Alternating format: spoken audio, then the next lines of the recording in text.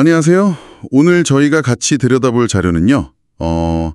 경기도 의정연수원 유치전에서 가평군이 왜 고배를 마셨는지 그 이유를 분석한 여러 글들입니다. 네, 안녕하세요. 가평군이 사실 입지 조건도 괜찮았고 도의원 설문조사에서도 꽤 선호도가 높았다고 하잖아요. 네, 그랬었죠. 근데 결과는 연천군으로 갔단 말이죠.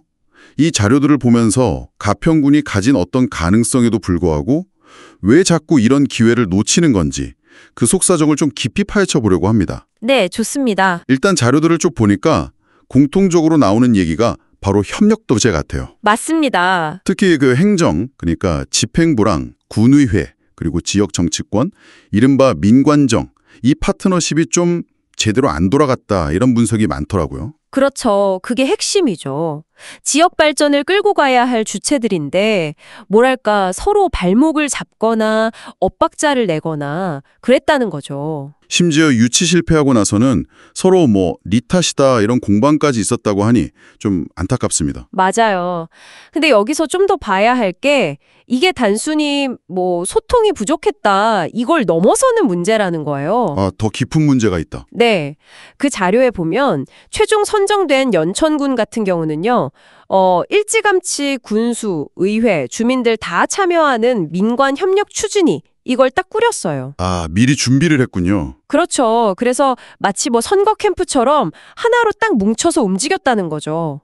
근데 반면에 가평군은 어땠냐 하면 관련 위원회 만든 것도 공모 마감 거의 직전에야 만들고. 너무 늦었네요. 네. 그리고 또 중요한 현장 실사 같은 거 할 때도 의회가 좀 소극적이었다. 일부 의원만 참여하고 이런 얘기가 나오는 걸 보면 뭔가 준비나 실행력 여기서 차이가 확 벌어진 거죠.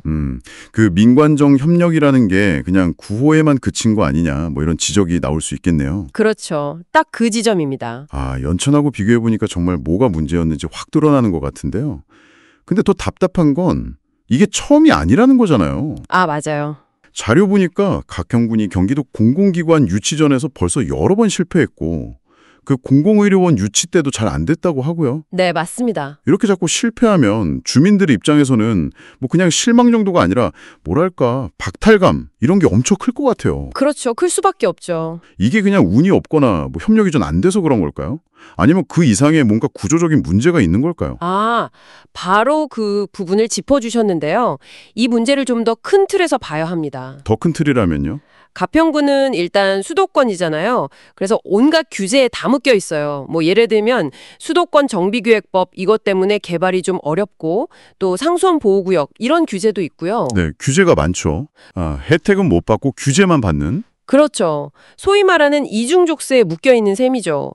인구는 계속 줄고 지역은 점점 낙후되는데 개발은 어렵고 지원도 없고 이런 상황인 겁니다. 와, 정말 답답한 상황이네요. 네, 그러니까 이런 상황에서 의정연수원 같은 시설 유치는 그냥 건물 하나 들어오는 게 아니라 정말 지역에 활력을 불어넣을 수 있는 어쩌면 절호의 기회처럼 보였던 거죠. 돌파구가 될 수 있었다는 거군요. 네, 기대가 엄청 컸겠죠. 그러니까 또다시 내부의 어떤 발목 잡기나 전략 부족 때문에 실패했다는 사실이 주는 그 좌절감, 이게 훨씬 더 깊을 수밖에 없는 겁니다. 그렇군요. 그런 배경까지 알고 나니까 이게 단순히 누구 잘못이다 이렇게 딱 잘라 말하기는 좀 어려워 보이네요. 맞습니다. 겉으로는 서로 책임 떠넘기는 것처럼 보여도 그 밑에는 가평군 내부에 오랫동안 쌓여온 어떤 협력 시스템의 부재, 전략 부족 문제가 있고. 네, 고질적인 문제죠. 이게 또 수도권 규제 같은 외부적인 불리함하고 맞물리면서 자꾸만 실패가 반복되는 결과를 낳고 있다. 이렇게 정리해 볼 수 있겠네요. 결국 관건은 그거예요. 행정, 의회, 정치권 그리고 주민들이 우리 진짜 위기다. 이 공감대를 가지고 실질적으로 힘을 합치는 시스템을 만들어야 한다는 거죠. 그냥 위원회 하나 만들고 회의 몇 건 하고 이런 수준이 아니라. 그렇죠. 그걸 넘어서서 공동의 목표를 딱 정하고 그런 실행력, 이게 뒷받침되어야 하는 거죠. 특히 가평군처럼 좀 구조적인 어려움을 겪는 지역일수록 문제를 자꾸 개인 탓으로 돌리기보다는 시스템 자체를 어떻게 바꿀까? 이걸 고민하는 노력이 정말 필요한 것 같습니다. 네. 오늘 가평군 사례 자료들을 쭉 살펴보니까요. 잠재력만으로는 안 되는구나.